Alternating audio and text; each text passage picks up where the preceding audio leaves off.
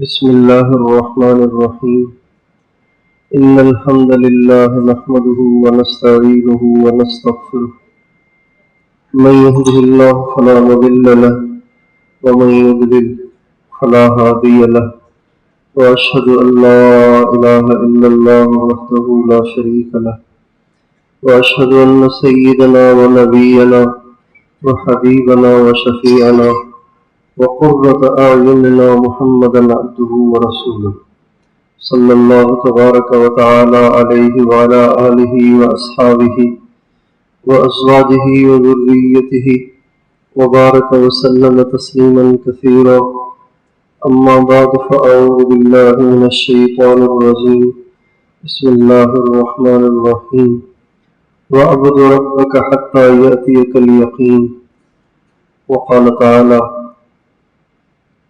وَمَا خَلَقْتُ الْجِنَّ وَالْإِنسَ إِلَّا لِيَعْبُدُونِ سبحان ربك رب العزة عما يصفون وسلام على المرسلين والحمد لله رب العالمين اللهم صل على سيدنا محمد وعلى آل سيدنا محمد وبارك وسلم۔ اللہ تعالیٰ کے قرب کے درجات کی بات چل رہی ہے۔ ایک وقت آتا ہے کہ انسان اپنی مرضیاں چھوڑ کے اللہ تعالیٰ کی رضا میں راضی ہو جاتا ہے۔ یہ ایسا مقام ہے، اس کو مقام رضا کہتے ہیں۔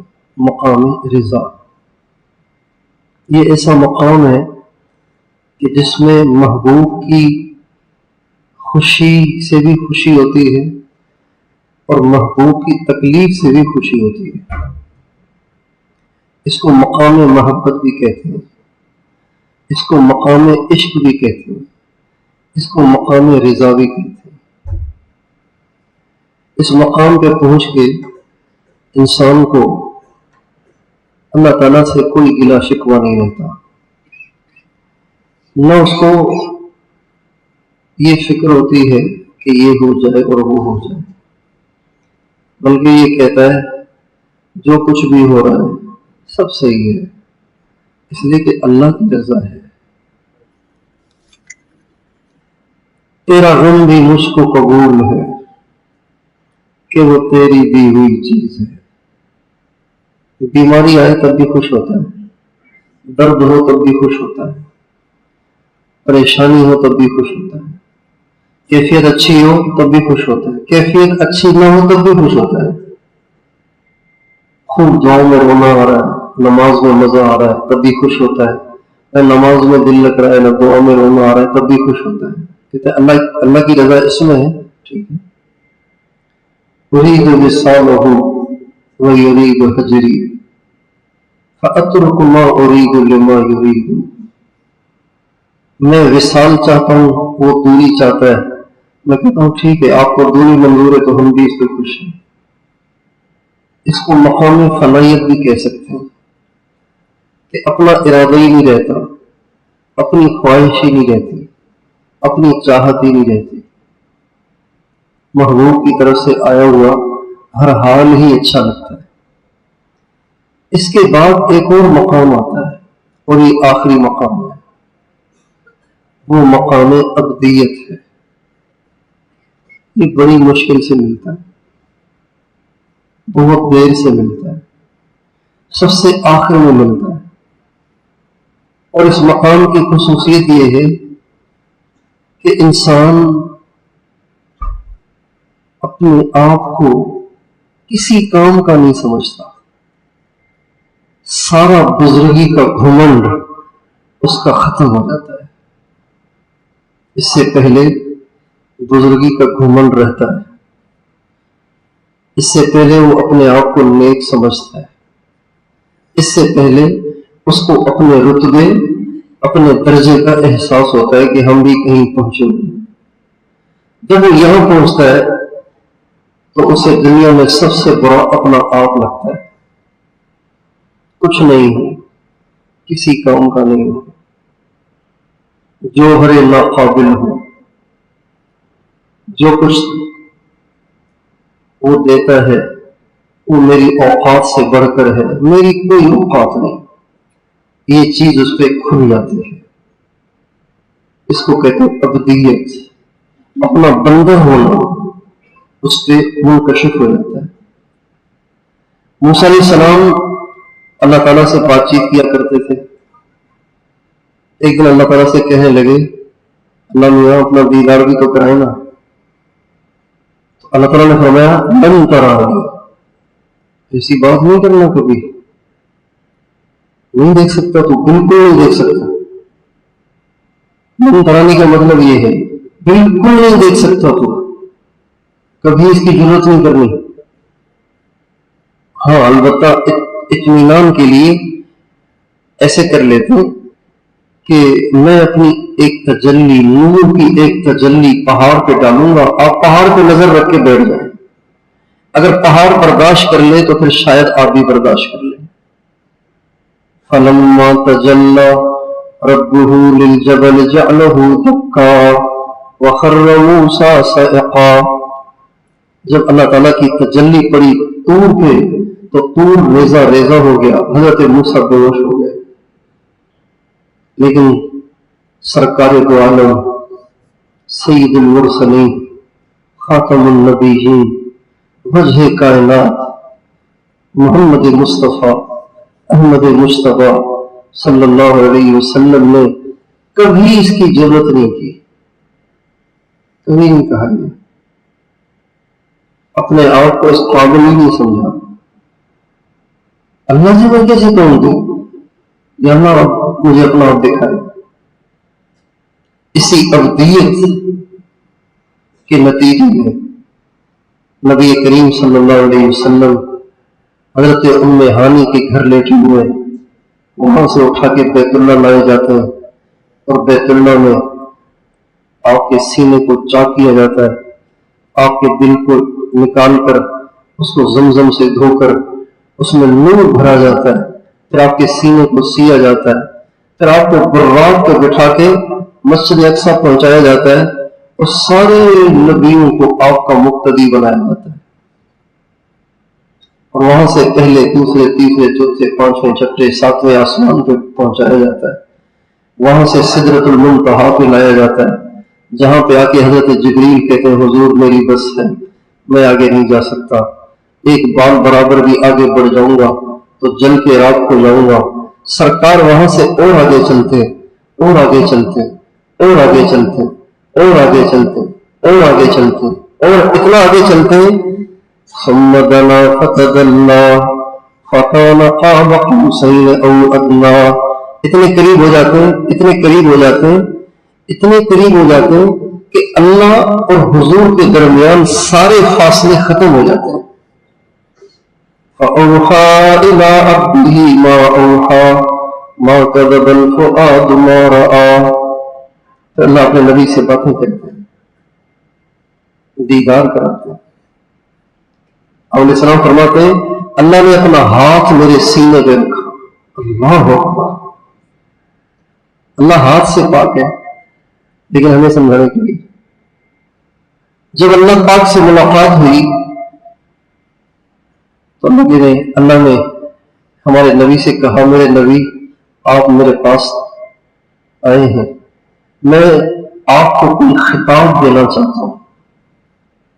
بڑے بڑے لوگ خطاب دیتے ہیں، انگریز خطاب دیا کرتا تھا، شمس العلماء خط خطاب دیتا تھا، کئی پر یہاں بر صغیر کے کئی لوگوں کو اس نے شمس العلماء کا خطاب دیا، کسی کو سر کا خطاب، سر سید احمد خان کو جو سر کا خطاب دیا وہ انگریز نے دیا، تو خطاب دیتے ہیں، اور مشائخ خطاب دیتے ہیں۔ ہمارے حضرت شیخ الحدیث مولانا محمد زکریا صاحب رحمۃ اللہ علیہ کو ان کے شیخ نے خطاب دیا، شیخ الحدیث، اور وہ ایسا مشہور ہوا کہ جب شیخ الحدیث کہا جاتا ہے تو اس سے مراد ساری دنیا کے بخاری پڑھانے والے نہیں ہوتے، جب مطلق شیخ الحدیث کہا جاتا ہے تو اس سے مراد حضرت مولانا محمد زکریا صاحب ہوتے ہیں۔ سارے ہندوستان کے علماء نے حضرت مولانا محمود حسن کو شیخ الہند کا خطاب دیا. لہذا جب شیخ الہند کہیں گے تو ہند کے تو بڑے شیخ ہیں، لیکن شیخ الہند سے مراد جب بولا جائے گا تو مولانا محمود حسن صاحب ہی خطاب دیتے ہیں. تو اللہ تعالیٰ نے اپنے نبی سے کہا میرے محبوب آپ میرے پاس آئے ہیں، میں آپ کو خطاب دینا چاہتا ہوں، آپ کو کیا خطاب دوں، کیا کروں آپ؟ تو ہمارے نبی نے اللہ تعالیٰ سے کہا کہ اللہ آپ مجھے اپنا عبد کہو، غلام. محبوب نے، نبی اور رسول نے، یہ تو بڑی بات ہے، غلام، ہم تو غلام ہیں، آپ مجھے عبد کا لقب دیں. چنانچہ اللہ تعالیٰ کے ہاں یہ بات منظور ہوئی، اور سورہ اور معراج کا واقعہ اللہ تعالیٰ نے جب ہمیں سنایا تو اللہ نے یہ نہیں کہا پاک ہے وہ ذات جو اپنے محبوب کو لے گیا، پاک ہے وہ ذات جو اپنے پیغمبر کو لے گیا، پاک ہے وہ ذات جو خاتم النبیین کو لے گیا، پاک ہے وہ ذات جو نبی کو لے گیا، بلکہ فرمایا سبحان الذی اسری بعبدہ من المسجد الحرام الی المسجد الاقصی، پاک ہے وہ ذات جو اپنے بندے کو اٹھا کے ادھر سے ادھر لے گیا. یہ ولایت کی انتہا ہے، یہ اللہ تعالیٰ سے تعلق کی انتہا ہے کہ انسان اللہ تعالیٰ کا کامل ولی ہونے کے بعد بھی اپنے آپ کو دنیا کے تمام انسانوں سے گھٹیا سمجھنے لگ جاتا ہے. قرآن مجید میں اللہ تعالیٰ نے سارے نبیوں کی تعریف کی ہے. جس نبی کا تذکرہ آیا تو تعریف کے طور پر، خوبیوں کے ساتھ، صفات کے ساتھ، ان کی مدح و ثنا کے ساتھ ایک نبی کا تذکرہ اللہ تعالیٰ نے قرآن میں پاک میں کیا ہے، اور ذرا رنجش کے انداز میں. وَظَنُّونَ إِذْ ذَهَبَ مُغَاضِبًا فَظَنَّ أَن لَّن نَّقْدِرَ عَلَيْهِ. یاد کرو مچھلی والے کو، یونس نہیں کہا. وَأَيُّوبَ إِذْ نَادَىٰ رَبَّهُ أَنِّي مَسَّنِيَ الضُّرُّ وَاذْكُرْ فِي الْكِتَابِ إِدْرِيسَ وَاذْكُرْ فِي الْكِتَابِ ابراہیم کو یاد کرو، ادریس کو یاد کرو، اسماعیل کو یاد کرو، اور فلاں کو یاد کرو، فلاں کو یاد کرو عزت کے ساتھ. لیکن ان کے بارے میں کہا وَظَنُّونَ، مچھلی والے کو بھی یاد کرو جب وہ غصے میں اپنی بستی کو چھوڑ کے نکل گیا تھا اور وہ سمجھتا تھا کہ ہم اس کو پکڑ نہیں سکیں گے. رنجش کا انداز ہے، ناراضگی والا انداز ہے. فَنَبَذْنَاهُ بِالْعَرَاءِ وَهُوَ مُلِيمٌ، ہم نے یونس کو اٹھا کے صحرا میں پھینک دیا. وَهُوَ مُلِيمٌ، اور وہ تھے ملامت کیے ہوئے. یہ ناراضگی ہے، رنجشیں ہیں. اللہ تعالیٰ کو اچھی نہیں لگی یہ بات. یونس علیہ السلام نے قوم کو دعوت دی، قوم نے مانی نہیں. اللہ تعالیٰ نے فرمایا ان کو 3 دن کی مہلت دو، عذاب آئے گا. یونس علیہ السلام نے بتا دیا قوم کو. اب جب عذاب کا بتا دیا تو اب اللہ کی منشا یہ تھی کہ یونس علیہ السلام اللہ سے پوچھیں کہ اللہ پھر میرے لیے کیا حکم ہے. یہ نہیں پوچھا، بلکہ قوم کو 3 دن کے اندر عذاب کے آنے کی وحی سنا کے خود کشتی میں بیٹھ کے نکل گئے کہ ابھی مرے اور ہلاک خور میں جاتا ہوں. یہ بات اللہ کو اچھی ہے.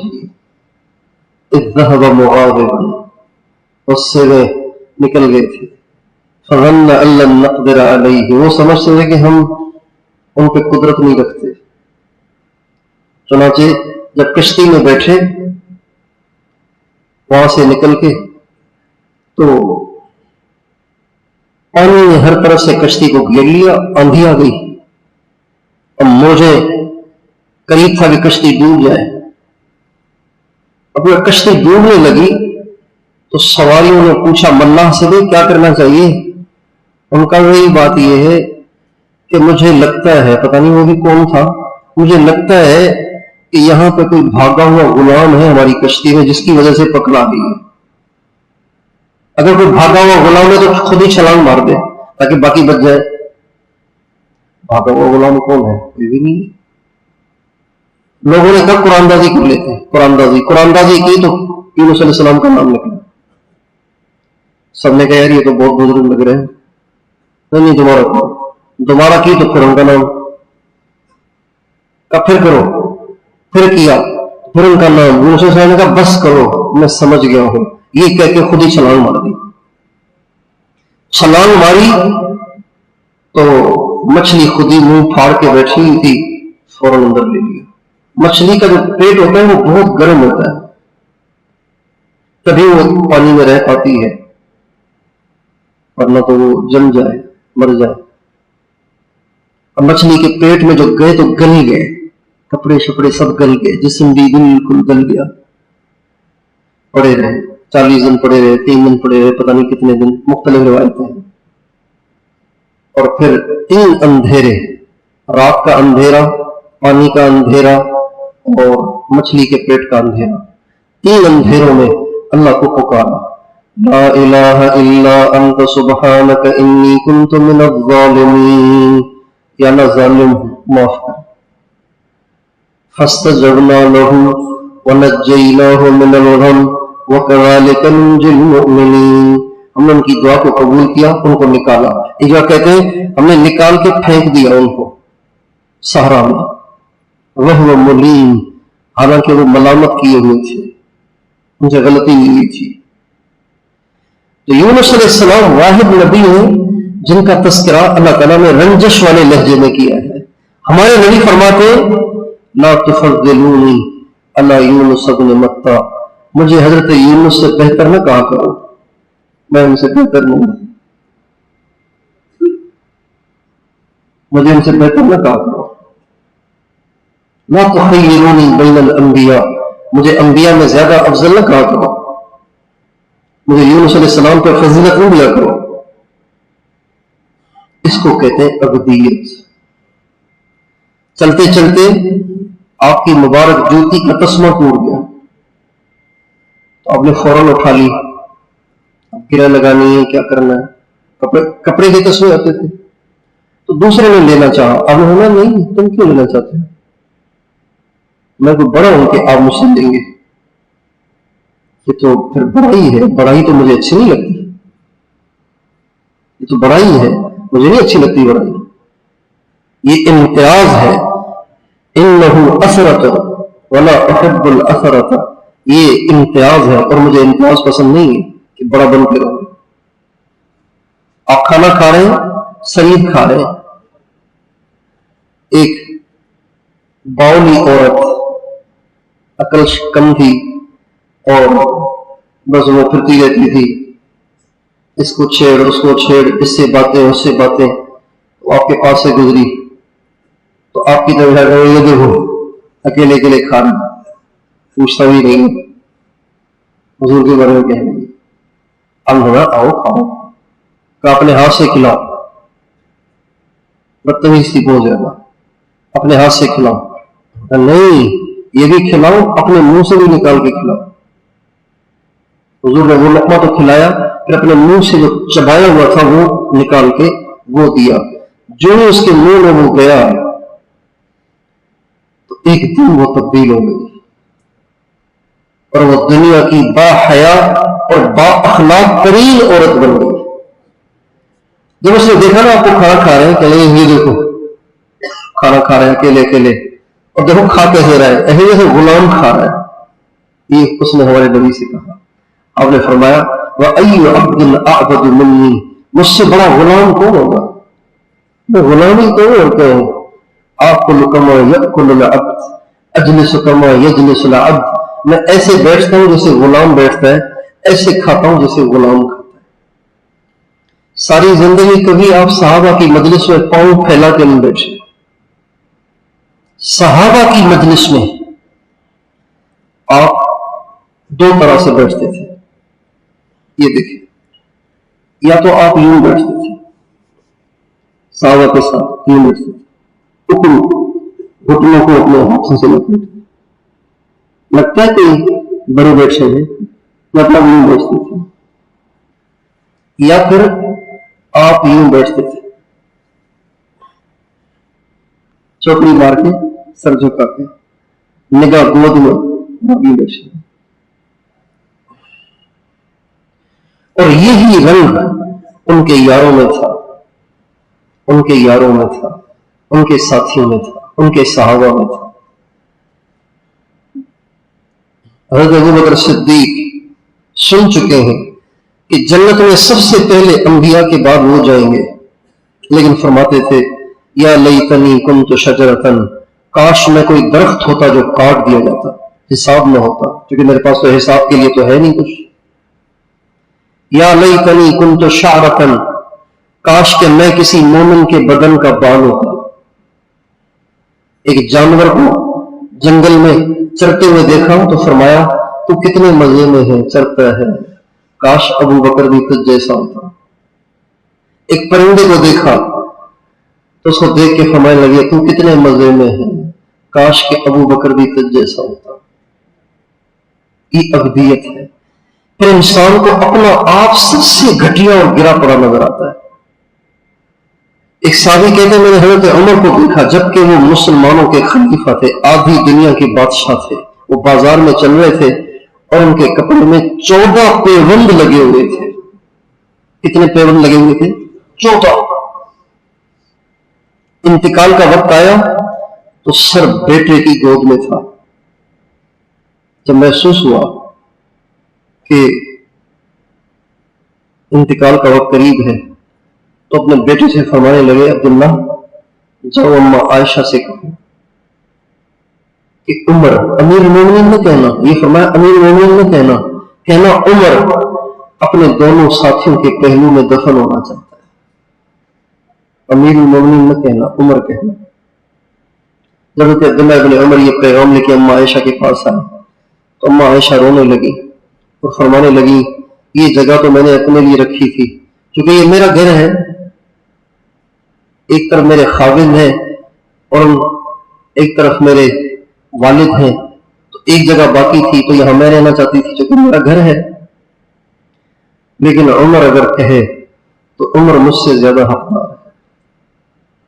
چنانچہ حضرت عبداللہ ابن عمر نے آ کے حضرت عمر کو بتایا تو فرمانے لگے اللہ تیرا شکر ہے، بس یہ مجھے بڑی فکر تھی کہ پتہ نہیں میں اپنے ساتھیوں تک پہنچ سکوں گا کہ نہیں۔ پھر رونے لگے۔ انہی ایام میں حضرت علی ملنے آئے، عیادت کے لیے آئے، پوچھنے کے لیے آئے۔ جب آئے تو حضرت عمر رو رہے تھے تو حضرت علی نے کہا عمر امیر المومنین آپ رو رہے ہو؟ تو کہا ہاں، موت سے گھبرا رہے ہیں کیا؟ کہ نہیں، موت سے نہیں گھبرا رہا، اس بات سے گھبرا رہا ہوں کہ اب میں جا رہا ہوں یہاں سے، اب پتہ نہیں جنت کی طرف لے جایا جاؤں گا یا دوزخ کی طرف لے جایا جاؤں گا، اس بات پہ رو رہا ہوں۔ تو حضرت علی نے فرمایا عمر امیر المومنین آپ روئے نہیں، میں نے اپنے ان کانوں سے اللہ کے نبی کو اتنی دفعہ کہتے سنا ہے کہ میں گن بھی نہیں سکتا کہ اللہ کے نبی نے فرمایا سیدہ کہول اہل الجنت ابو بکر و عمر، جنت کے ادھیڑ عمر کے لوگوں کے سردار ابو بکر اور عمر ہوں گے۔ جو نے یوں کہا تو آنسو خشک ہو گئے اور ایک دم دیکھ کے کہنے لگے علی یہ بات آپ قیامت کے دن اللہ کے سامنے کہہ دیں گے کہ حضور نے یوں کہا تھا، اللہ حضور کی بات کی لاج رکھ کے مجھے چھوڑ دے۔ تو حضرت علی نے اپنے بیٹے حسن کی طرف اشارہ کر کے کہا کہ امیر المومنین یہ بات قیامت کے دن میں بھی کہوں گا، میرا یہ بیٹا حسن بھی کہے گا۔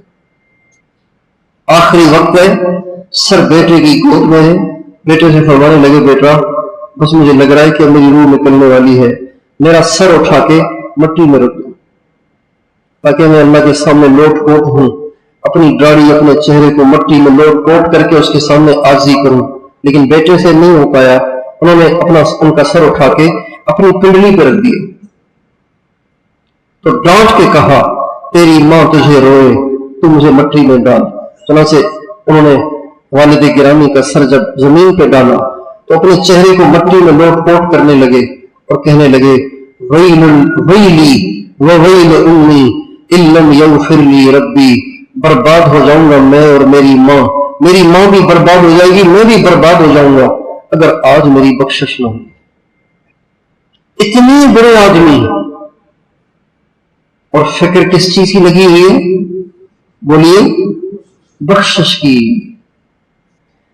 مقام ابدیت پہ پہنچ کے دل سے درجوں کی تمنا بھی نکل جاتی ہے، اس لیے کہ پھر وہ درجوں کے اپنے آپ کو درجوں کے قابل ہی نہیں سمجھتا۔ نہیں، یہ تو بڑے لوگوں کی بات ہے۔ حضرت تھانوی رحمۃ اللہ علیہ فرماتے ہیں میں نے حضرت گنگوہی کو اپنے کچھ احوال لکھے۔ حضرت گنگوہی، حضرت تھانوی حضرت گنگوہی کے شاگرد ہے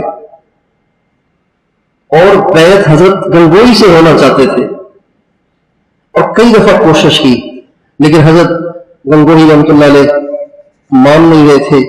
تو جب یہ حج کے لیے گئے تو سوچا کہ ان کے جو پیر ہیں نا، ان کے جو شیخ ہے حاجی امداد اللہ صاحب، ان سے سفارش لکھواؤں گا، پھر بیعت کریں گے۔ چنانچہ ان کے پاس گئے، حضرت میں مولانا رشید احمد صاحب سے بیعت ہونا چاہتا ہوں، آپ مجھے رکا لکھ کے دے دیں تاکہ وہ مجھے بیعت کر لیں۔ تو حاجی صاحب نے فرمایا بھائی مجھے سے کر لو بیعت، خود ہی اپنے ہاتھ پھیلا دیے، بھائی مجھے سے بیعت کر لو۔ چنانچہ حضرت نے بیعت کر لیا۔ حضرت تھانوی فرماتے ہیں میں نے اپنے احوال حضرت گنگوہی کو لکھے کہ مجھے یہ چیزیں محسوس ہوتی ہیں، تو جواب میں لکھا بھائی مولانا صاحب ماشاءاللہ آپ کے احوال بہت اچھے ہیں، ہم نے تو کبھی کچھ محسوس نہیں ہوتا۔ حضرت حاجی امداد اللہ صاحب مہاجر مکی نور اللہ مرقدہ کے پاس ایک شخص آیا کہ حضرت مجھے کوئی وظیفہ بتا دیجیے، مجھے حضور کی زیارت ہو، آپ علیہ السلام کی زیارت ہو جائے، اس کا کوئی وظیفہ بتائے۔ ہمارا کہ اچھا بڑی بات ہے آپ کی، تو بڑی جرت ہے آپ کی، ہمیں تو اتنی بھی جرت نہیں کہ سبز گنبد ہی کی زیارت ہو جائے، ہماری کو یہ بھی اوقات نہیں، ہمیں ایک دفعہ سبز گنبد کا دیدار کر لیں۔ آپ کی بڑی شان ہے کہ آپ ماشاءاللہ اتنی بڑی تمنا رکھتے ہیں، تو ہماری تو ایسی اوقات نہیں ہے۔ حضرت شیخ الحدیث مولانا محمد زکریا صاحب رحمۃ اللہ علیہ 12 برس مدینہ میں رہے اور 12 برس تک اللہ کے نبی کے روزے پہ حاضر نہیں ہوئے، باہر دروازے پہ کھڑے ہو کے فقیروں کی طرح سے، غلاموں کی طرح سے باہر کھڑے ہو کے سلام پیش کرتے تھے اور چلے جاتے تھے۔ کبھی کوئی کہتا تو فرماتے تھے جاتے ہوئے شرم آتی ہے، ہمت نہیں ہوتی، کیا منہ لے کے جاؤ حضور کے پاس۔ ایک دفعہ حضرت مدنی کے بیٹے مولانا سید اسعد مدنی رحمۃ اللہ علیہ آئے، وہ حضرت شیخ الحدیث کے بچوں جیسے تھے، حضرت شیخ کے بچوں جیسے تھے، وہ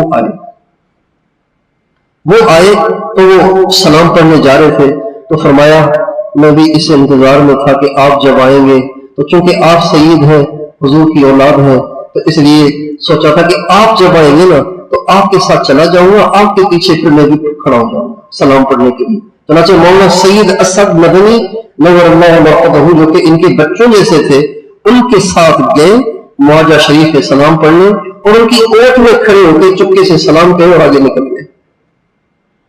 مقام ابدیت میں حضرت شیخ مولانا زکریا صاحب کو جو اللہ نے مقام عطا فرمایا تھا، اللہ اکبر۔ آپ فضائل اعمال، فضائل صدقات اگر پڑھتے ہیں، نہیں پڑھتے ہیں تو پڑھیں اور دیکھیں حضرت شیخ اپنے آپ کو کیا کہتے ہیں۔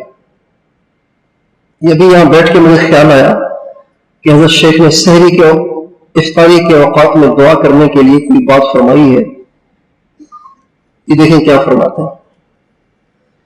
حدیث کی کتابوں میں یہ دعا مختصر ملتی ہے۔ حضرت عبداللہ ابن عمر ابن عاص افطار کے وقت یہ دعا کرتے تھے، اللہم انی اسألک برحمتک التی وسعت کل شیء ان تغفر لی۔ بعض کتب میں خود حضور صلی اللہ علیہ وسلم سے یہ دعا نقل کی گئی ہے، یا واسع الفضل اغفر لی، اے وسیع عطا والے میری مغفرت فرما۔ اور بھی متعدد دعائیں روایات میں وارد ہوئی ہیں، مگر کسی دعا کی تخصیص نہیں۔ دعا کی قبولیت کا وقت ہے، اپنی اپنی ضرورت کے لیے دعا فرمائیں، یاد آوے تو اس سے احکار کو بھی شامل کریں، یاد آوے تو اس سے احکار کو بھی شامل فرما لیں کہ سائل ہو، سائل کا حق ہوتا ہے۔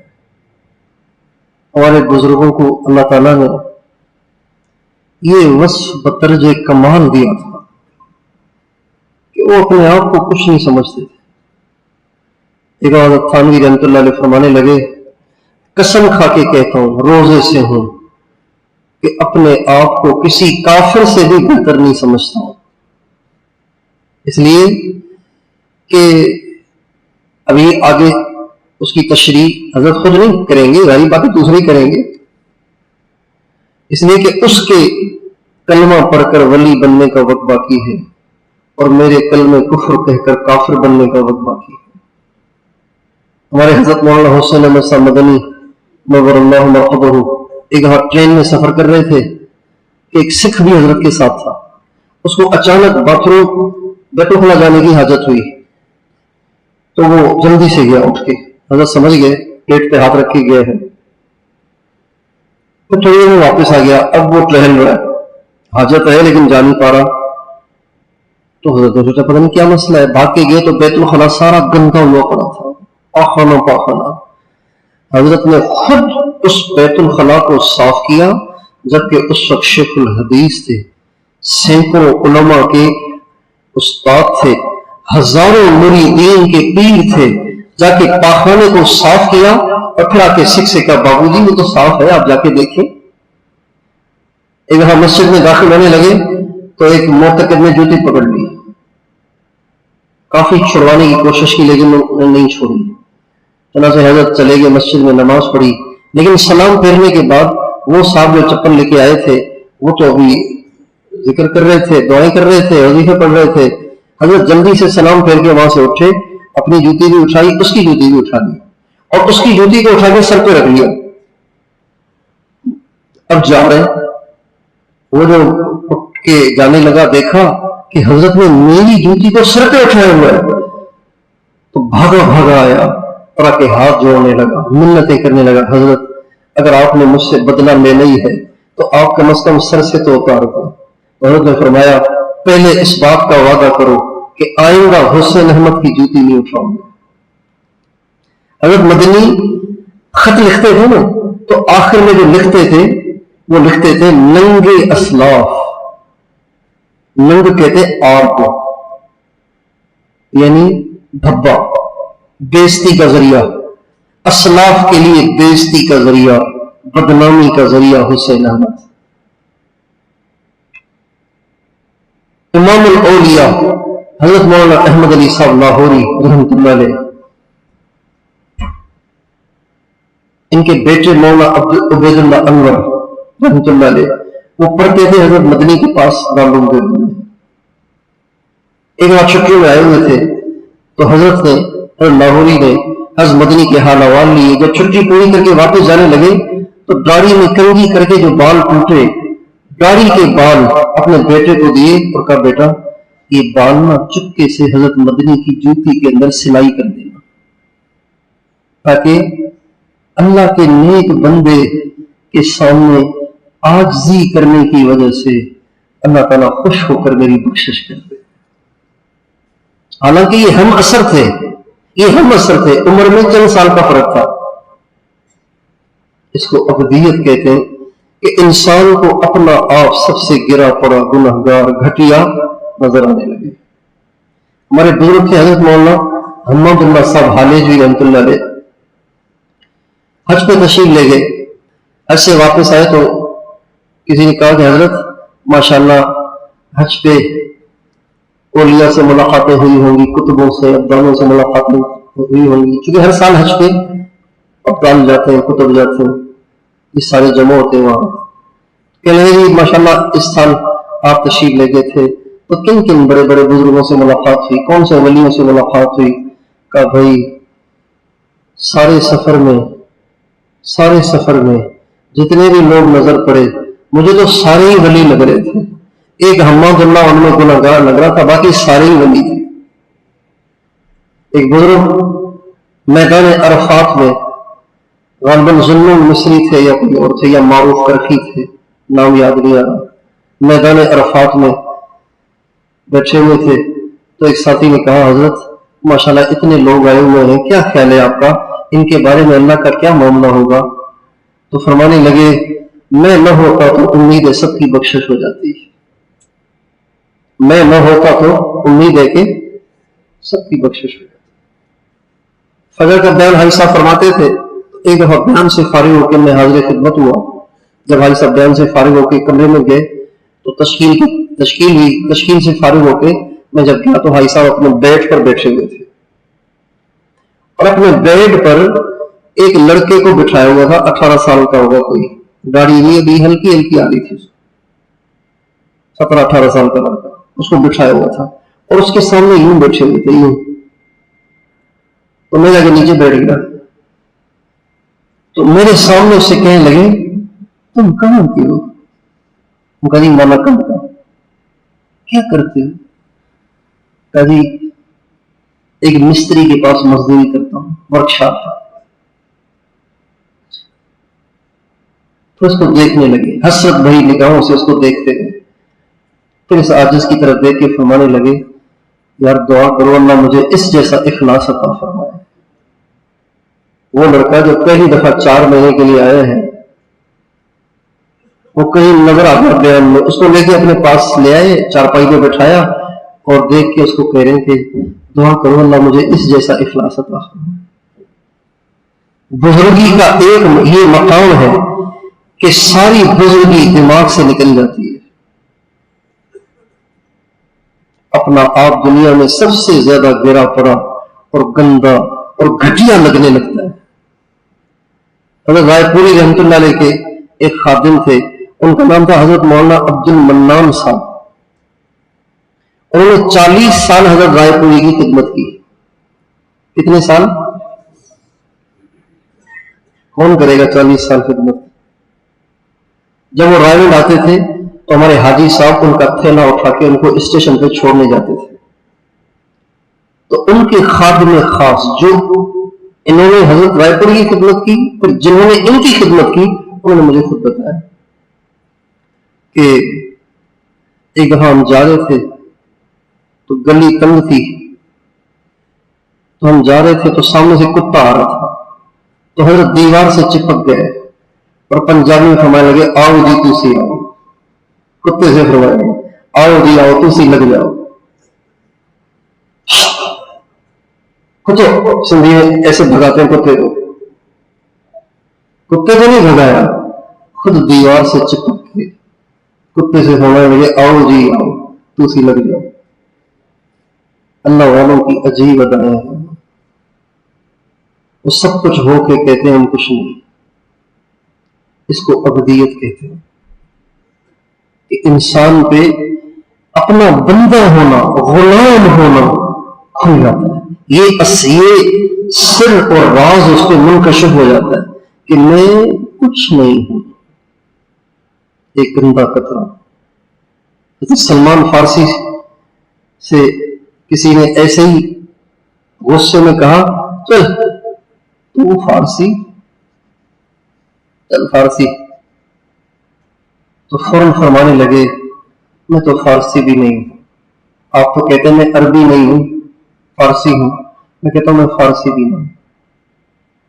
انما انا نطفۃ, میں تو ایک گندا قطرہ ہوں. وَسَأَعُودُ جِيفَةً مُنْتِنَةً, اور ان قریب میں مردار بدبودار ہو جاؤں گا. اللہ تعالی ہمیں مرنے سے پہلے عافیت کے ساتھ ابدیت عطا فرمائے. اس لیے ہمارے حضرات کہتے ہیں اللہ کے قرب کا سب سے بڑا درجہ یہ ہے کہ انسان اس بات کا یقین کرے کہ کچھ نہیں ہو, کسی کام کا نہیں ہو, میری کوئی حیثیت نہیں, میرا کچھ, میں کچھ نہیں, میرا کچھ نہیں, مجھ سے کچھ نہیں.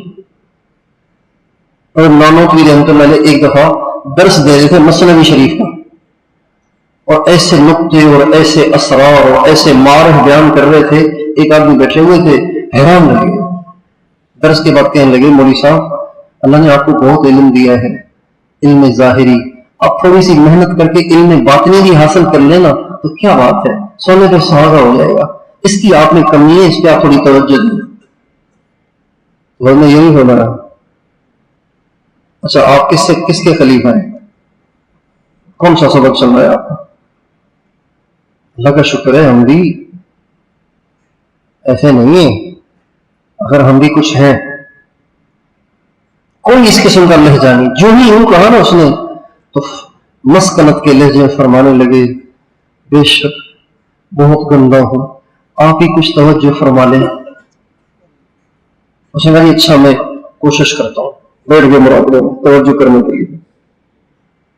جو مراقبے میں بیٹھے توجہ کرنے کے لیے تو ایک دم چونک کے اٹھے کہنے لگے حضرت معاف کرتے ہیں، مجھے نہیں پتا تھا کہ آپ یہاں پہنچے. اپنا آپ کچھ نہ ہونا یہ جب کھل جاتا ہے تو پھر انسان کو مقام ابدیت حاصل ہوتا ہے. مشائخ نے لکھا ہے کہ انسان جب مقام صدیقین کو پہنچتا ہے تو سب سے آخر میں جو چیز اس کے دل سے نکلتی ہے نا وہ یہ ہے میں. یہ جو میں ہے نا یہ مقام صدیقین پہ پہنچنے کے بعد سب سے آخر میں نکلتی ہے، ورنہ بزرگ بھی ہوتا ہے اور کچھ اس میں بھی ہوتی ہے. لیکن یہاں پہ پہنچ کے پھر وہ اپنے آپ کو مٹی سمجھنے لگ جاتا ہے، اپنے آپ کو جانوروں سے بھی گرا پڑا گھٹیا اور حقیر سمجھنے لگ جاتا ہے. حضرت لاہوری رحمۃ اللہ علیہ اتنے بڑے بزرگ تھے، خط جب لکھتے تھے تو نیچے پتہ کیا لکھتے تھے؟ احقر الانام احمد علی، مخلوق میں سب سے بدتر احمد علی، عفی عنہ، اللہ اسے معاف کرے. یہ لکھتے تھے. اور حاجی صاحب خط لکھتے تھے تو آخر میں لکھتے تھے بندہ محمد عبد الوہاب، بندہ یعنی عبد، بندہ محمد عبد الوہاب عفی عنہ، اللہ اسے معاف کرے. اور مولانا جمشید صاحب خط لکھتے تھے تو لکھتے تھے بندہ محمد جمشید علی غفر لہ، اللہ اس کی بخشش کرے، وہ گناہ گار ہے اللہ اس کی بخشش کرے. یہ بزرگ جو لکھتے ہیں یہ ہماری طرح باتیں نہیں ہوتی ہیں، یہ تکلفات اور بناوٹ نہیں ہوتی ہے، وہ حقیقت ہوتی ہے. وہ جھوٹ نہیں بولتے ہیں، وہ دھوکہ نہیں دیتے. میں اگر لکھوں نا ناچیز، ذرے بے مقدار، کہیں دامن، تو یہ سب بناوٹ ہے، دھوکہ ہے، اگلے کو دھوکہ دیتے ہیں ہم اپنے آپ کو بزرگ ظاہر کر کے. وہ دھوکے سے بہت بالا تر تھے. جب انسان مقام ابدیت پر پہنچتا ہے تو اللہ تعالیٰ اس کو ہادی بنا دیتے ہیں. کیا بنا دیتے ہیں؟ بولیے. یعنی اس کے ذریعے بہت ہدایت پھیلتی ہے. پھر اسی وجہ سے دوسرے کلمے میں جب آپ پڑھتے ہیں نا اشہد ان لا الہ الا اللہ و اشہد ان محمدن، تو عبد بڑا رسول بڑا، لیکن عبد پہلے آتا ہے، رسول بعد میں آتا ہے. گویا اس بات کی طرف اشارہ ہے کہ عبدیت پہلے آتی ہے اور رسالت کا کام بعد میں لیا جاتا ہے. ہدایت، لوگوں کی ہدایت کا ذریعہ انسان بعد میں بنتا ہے، پہلے وہ عبد بنتا ہے. اللہ تعالی ہم سب کو عافیت کے ساتھ عبدیت کی حقیقت عطا فرمائے. عمل پورا کر لیں، مراقبہ کر لیں.